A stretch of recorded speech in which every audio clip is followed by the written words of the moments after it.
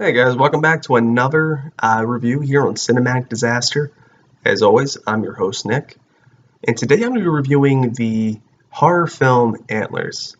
And I'm really excited to be doing this film because this was one of my most anticipated films of this year, and I had been waiting for it the last 2 years. And I'm really excited for it because I absolutely love horror films. I love the horror genre. It's a huge, uh, influence on me as a person, as someone who loves film, as a writer, and I absolutely love creature features. And this was something I was really excited about because I really enjoy the Legend of the Wendigo. And for anyone who knows what Antlers is about, it's referencing the Wendigo. Um, so I want to talk about this film because I think this film, unfortunately, did not get as good reviews as it probably should have. And I'm not saying it's a masterpiece or it's, even a great film by any means, because it definitely is flawed. But I think it's a good film, and I want to talk about that. So for those of you that don't know, Antlers is a film that's directed by Scott Cooper. Scott Cooper, I think one of his more famous films was Black Mass. That was on the gangster James Whitey Bulger. I think that was played by Johnny Depp, but I forget. Anyways, though, Scott Cooper directs the film. It's produced by Guillermo del Toro. It's a creature feature. Anyone who knows creature features knows that movie monsters, you want Guillermo del Toro attached because he is the king of monsters in Hollywood. So Antlers is about a small town in the Pacific Northwest that is going through somewhat of an economic change, and there is this young boy whose name is Lucas.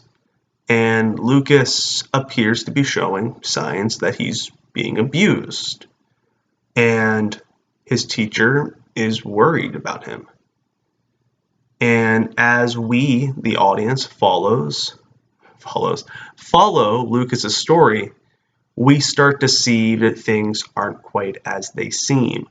What appears at first to be an abusive household is Lucas has a monster in his house. And I don't really want to give too much more away than that, because I'd really like people to go ahead and watch this film. This film is a very slow build. It is outstandingly slow. And I say that because it builds to a climax. And once we get to the climax, everything speeds up drastically. And there's a huge payoff at the end of the film. My only problem with this is that I feel probably about somewhere from 20 to 40 minutes of the film was probably cut out for the second half, because this film, again, is a tremendously slow build and there's a payoff. But I feel like there's something more, because the second half of the film, I'm not even going to say the second half, the last third of the film, the pacing of it's a little off, and that's where I get my concern, I should say. But the first 2/3 of the film is beautiful. It's brilliant, and it really focuses on Lucas Weaver. I'm trying to remember what his actor's name is. I want to say it's Jeremy Thompson. I believe that. No, I'm sorry, Jeremy Thomas. My apologies. And this kid can act. This kid does a tremendously good job in this role.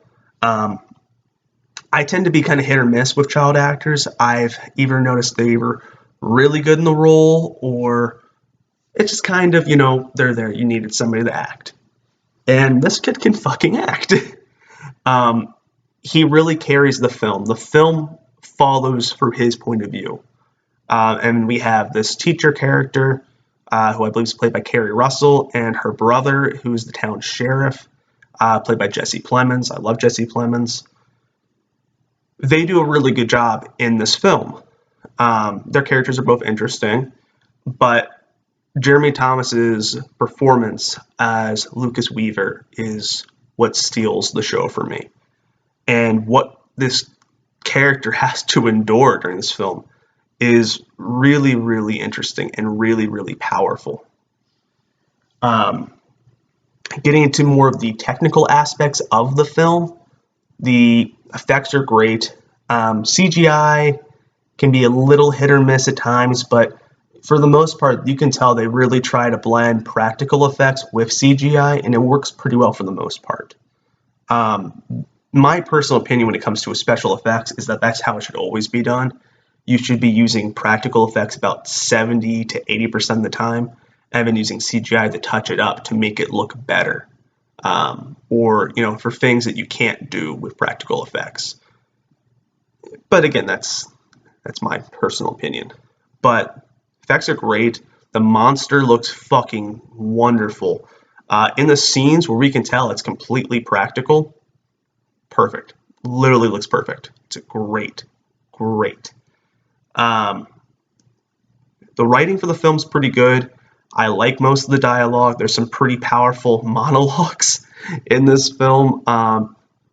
Ironically, most of them come from the child actor, and it's fucking great. There's a poem which he recites, which he wrote, his character wrote for the film, and it's fucking very powerful, especially in the context of everything going on. Acting's very good. Again, the performances are very good. Dialogue's good for the most part. Lighting is actually pretty interesting. There's some weird scenes where it's a little overly dark, but I understand the reason why. They're trying to make it feel more realistic. I'm always a little hit or miss with lighting in films and stuff when they involve things like monsters, because I understand the intent to make, this suspenseful feel, or trying to make this realistic feel. But at the end of the day, you have to be able to see the film, so there has to be this level of disbelief, has to be this level of, disattachment, for where you can basically say, okay, it's a film, it's fantasy, it's not real, I need to be able to see it. Which is kind of the Peter Jackson method, which I think works really fucking well. But the soundtrack for the film is probably my favorite horror movie soundtrack, and probably the last 20 years for horror. Soundtrack's great. It's really powerful. It's really impactful, and it really makes the film for me. It adds this level of suspense that I don't really feel you get to see in most creature features, which, again, is fucking great. There's not really any jump scares. There's, I think, maybe one or two scenes in the entire film, but they're not jump scares in the sense that they are cheap scares. They're impactful scares. They make perfect sense. It actually has probably the most meaningful jump scare, the most effective jump scare that I've seen in a horror film in a very long time, and I think it just works well. As I said, pacing of the film kind of drops off in the last third of the film, which is frustrating, because going into the second third, I was at, oh my god, this is fucking amazing. This is a near 5. And unfortunately, I have to drop that because of how bad the pacing is in the last third. Everything seems very rushed. It's very speedy in that compared to the rest of the film. And it's not necessarily that the pacing is bad. It's just it doesn't fit for what they were doing. It hits its climax, and it just goes down very, very quickly. The build that we had, the slow build, there's not really that on the way down, which is a little unfortunate. But again, there's a big payoff at the end. It works. I really enjoyed it.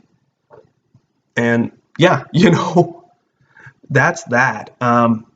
As for a rating for Antlers, I would give it probably a 4.25 out of 5. And I go that high, again, because of how impactful it has. And there's a lot of good undertones in this film. And I will admit, they do tend to beat it on the head a little bit at times.